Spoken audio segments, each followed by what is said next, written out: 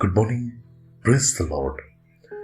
Blessing for nation મિનિસ્ટ્રીથી હું આપનો ભાઈ સેમ ક્રિશ્ચન. ઈશ્વર પિતાએ આજે આપણને આપેલા આજના એક નવા સુંદર દિવસે આપને પ્રભુ ઈસુ ખ્રિસ્તના નામમાં પ્રેમી સલામ પાઠવું છું. આજે આપણે પવિત્ર શાસ્ત્ર બાઇબલમાંથી ઈશ્વરના આ પવિત્ર વચન પર મનન કરીશું. નીતિ વચનનું પુસ્તક, એનો 28મો અધ્યાય અને તેની 25મી કલમ. ત્યાં શાસ્ત્રમાં પ્રભુનું વચન કહે છે, યહોવા પર ભરોસો રાખનારને પૃષ્ઠ કરવામાં આવશે. ઇંગ્લિશ ટ્રાન્સલેશન એવું કહે છે, he who trusts the Lord will be prospered. Hindi अनुवाद आ प्रमाणे कहते છે, जो यहोवा पर भरोसा रखता है वह हुष्ट पुष्ट हो जाता है. એટલે કે આ ત્રણે ત્રણ અનુવાદની અંદર એનો જે સારાંશ, એનો જે ભાવાર્થ એ થાય છે કે ઈશ્વર પર ભરોસો રાખનાર વ્યક્તિને સમૃદ્ધ કરવામાં આવશે, આશીર્વાદિત કરવામાં આવશે.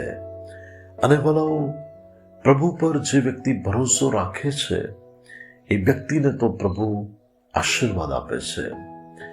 બાઇબલની અંદર જો તમે જુઓ તો પ્રભુએ જ્યારે ઇબ્રાહીમને તેડું આપ્યું અને કહ્યું કે તું તારો દેશ, તારા સગાવાલા, તારું વતન મૂકીને હું તને જે દેશ દેખાડું એમાં તું ચાલ્યો જા.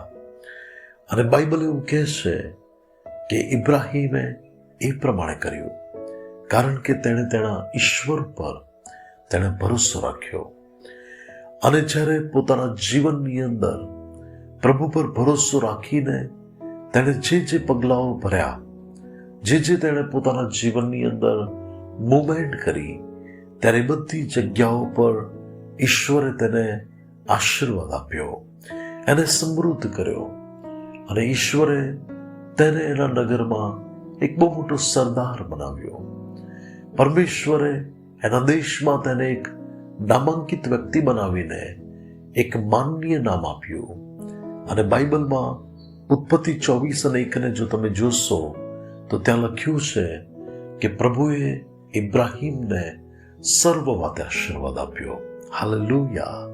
અને ભલાઓ, ઈશ્વર પર તેણે ભરોસો રાખીને પોતાના જીવનની અંદર પ્રભુનું સાંભળીને જે કાર્ય કર્યું એ બધી બાબતોના આશીર્વાદો તેને સમૃદ્ધિ તરફ લઈ ગયા.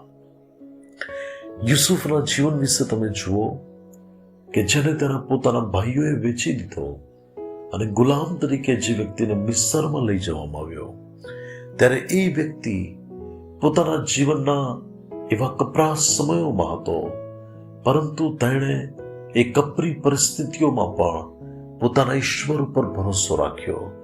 તેણે એવા પ્રતિકૂળ સંજોગોમાં પણ પોતાના ઈશ્વર પર ભરોસો રાખ્યો. અને ભરોસો રાખવાનું પરિણામ શું આવ્યું કે પ્રભુએ તેના જીવનની પરિસ્થિતિને સંપૂર્ણપણે બદલી નાખી અને તેને છેવટે પ્રભુએ એક સમૃદ્ધ રાજા બનાવ્યો. તેના જીવનને આશીર્વાદિત કરીને પૃષ્ઠ કરવામાં આવ્યું. અને ભલાઓ, એ પરમેશ્વર આજે પણ તેના લોકોના માટે અદ્ભુત કાર્ય કરી શકે છે. શું તમે તમારા જીવનની પ્રતિકૂળ પરિસ્થિતિઓ પર પ્રભુ પર ભરોસો રાખો છો? શું તમે તમારા જીવનની અંદર એવી કોઈ બાબતો ચાલી રહી હોય કે જ્યાં તમને આગળ શું કરવું એ બાબત ન ખબર હોય, અને છતાં તમે પ્રભુ પર ભરોસો રાખીને તમે આગળ વધી રહ્યા હોય, તો વલાઓ, આ વચન તમારા માટે પણ પરિપૂર્ણ થશે કે જે યહોવા પર ભરોસો રાખે છે તેને પૃષ્ઠ કરવામાં આવશે, સમૃદ્ધ કરવામાં આવશે, હુષ્ટપૃષ્ટ થશે. એ વ્યક્તિ કે જેનો ભરોસો સર્વશક્તિમાન ઈશ્વર ઉપર છે. અને ભલાઓ, આપણે આપણા ઈશ્વર ઉપર ભરોસો રાખીએ કે જે લાલ સમુદ્રના 2 ભાગ કરીને આજે પણ રસ્તો કરનાર પ્રભુ છે, જે આજે પણ અસંભવને સંભવ કરી શકે છે. આપણો ભરોસો તેમના પર બનેલો રહે.